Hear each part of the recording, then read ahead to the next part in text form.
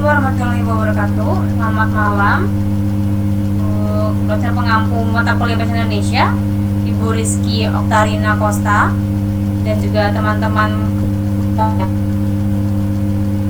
Kami dari kelompok 1 akan membawakan tugas yang berjudul eksplorasi teks akademik, kajian nilai, bahasa, dan penalaran. Untuk skripsi, kami mengambil judul eksplorasi penggunaan bahasa dan gaya komunikasi dalam konten Instagram @rahasiagadis. Skripsi ini ditulis oleh Utami. Lalu untuk jurnal penelitian berjudul pengaruh media sosial terhadap kemampuan berbahasa Indonesia di kalangan generasi muda, ditulis oleh Putri, Erza, Amelia, dan Halik. Tinjauan literatur berjudul pengaruh sosial media terhadap penggunaan bahasa Indonesia yang baik dan benar di kalangan mahasiswa dan generasi muda, ditulis oleh Sabrina, Laya, Pakpahan, dan Lubis.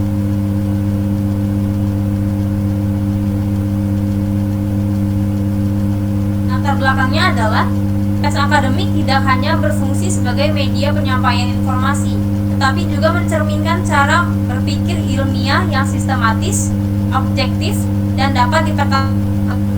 Oleh karena itu, analisis terhadap teks akademik penting dilakukan untuk memahami bagaimana bahasa, nilai keilmuan, dan nilai kebangsaan saling berperan dalam membentuk tulisan ilmiah yang berkualitas.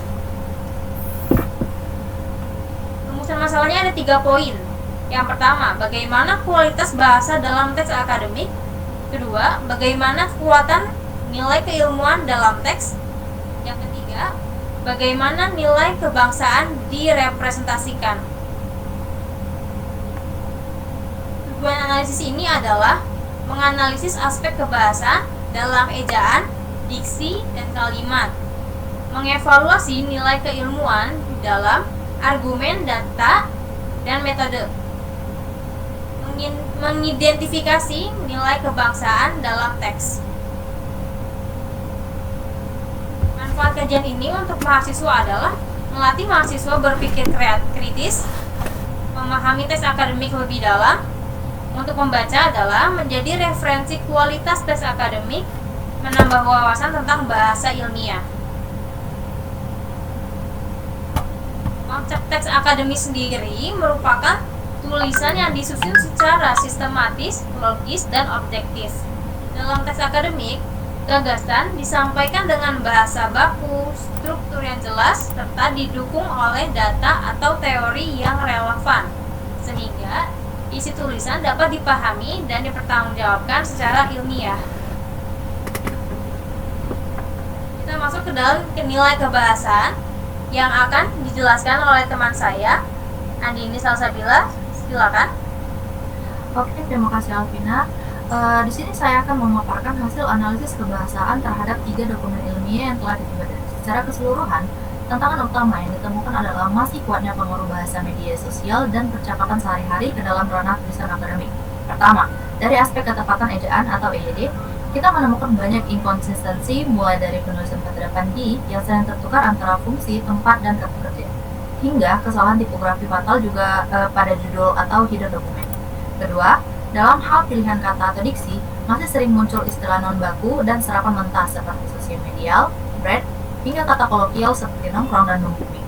Hal ini menunjukkan perlunya filter yang lebih ketat dalam memilih sinonim bahasa Indonesia yang lebih formal dan objektif. Terakhir, pada struktur kalimat, ditemukan banyak kalimat yang tidak efektif karena terlalu panjang, penggunaan subjek ganda seperti menurut teks menyatakan, serta kalimat menggantung tanpa predikat yang jelas. Sebagai kesimpulan, ketelitian dalam tahap penyentingan atau proofreading dan pemahaman mendalam mengenai kaidah bahasa baku sangat krusial agar pesan ilmiah dapat tersampaikan secara profesional, elegan, dan tanpa ambiguitas. Slide selanjutnya akan dibacakan oleh teman saya. Terima kasih. Untuk nilai keilmuan akan dibacakan oleh teman saya, Angga Wafi. Silakan.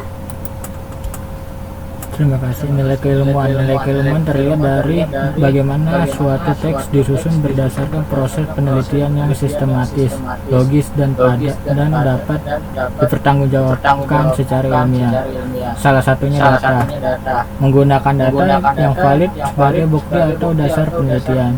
Dan ada juga argumen. Disusun secara logis dan berdasarkan bukti untuk memperkuat gagasan. Dan ada lagi metode, menggunakan metode penelitian yang jelas, tepat, dan sesuai dengan tujuan kajian. Dan ada juga referensi, menggunakan sumber yang terpercaya seperti jurnal ilmiah, buku akademik, dan dokumen resmi. Terima kasih. Next. Selanjutnya ada nilai kebangsaan yang akan dibacakan oleh teman saya, Amalul. Silakan.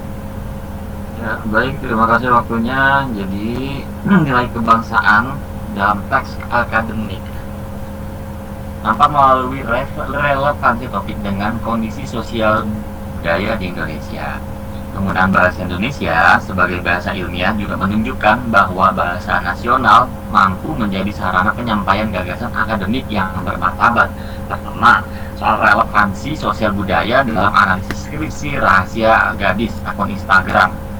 Misalnya kita melihat bagaimana komunikasi digital dipakai untuk isu krusial seperti pemberdayaan wanita dan kesehatan mental. Di sini juga muncul adaptasi budaya yang kami sebut gotong royong digital, di mana media sosial jadi ruang saling untuk dukung satu sama lain antar warga di dunia maya. Yang kedua, bahasa ilmiah yang bermartabat. Kami menyadari bahwa penggunaan bahasa dan dalam teks tersebut adalah bentuk nasionalisme di tengah bahasa gaul. Menggunakan bahasa yang tertata publik seperti jurnal adalah cara kita membangun citra bangsa yang baik dan bermartabat.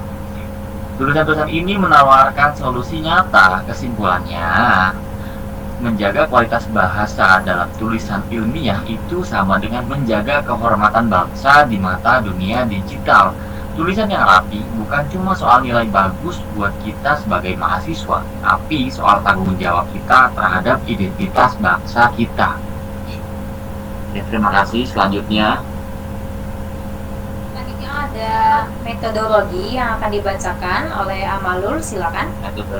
Metodologi kajian ini menggunakan pendekatan kualitatif. Analisis dilakukan melalui proses pengumpulan data, pengamatan terhadap teks, pengelompokan temuan, hingga penarikan kesimpulan pada aspek kebahasaan, keilmuan, dan kebangsaan. Oke, terima kasih. Selanjutnya akan saya kembalikan kepada moderator. Lalu ada hasil nilai kebahasaan yang akan dibacakan oleh Andini Salsabila. Silakan. Oke, terima kasih. Hasil nilai kebahasaan. Berdasarkan hasil analisis, ketiga teks akademik secara umum telah menggunakan bahasa yang cukup baik dan sesuai dengan kaidah ilmiah. Namun, masih ditemukan beberapa kekurangan seperti kesalahan ejaan, penggunaan tanda baca yang kurang tepat, kalimat yang terlalu panjang, serta pengulangan kata yang mengurangi keefektifan tulisan. Next, selanjutnya akan dibacakan oleh teman saya. Terima kasih. Hasil nilai keilmuan akan dibacakan oleh Angga Wafik. Silakan. Oke, terima kasih.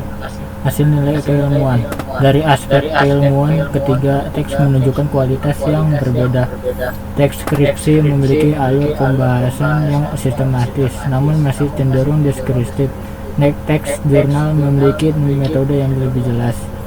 Sedangkan tinjauan literatur menunjukkan analisis yang lebih komprehensif karena didukung oleh berbagai sumber penelitian. Terima kasih. Selanjutnya.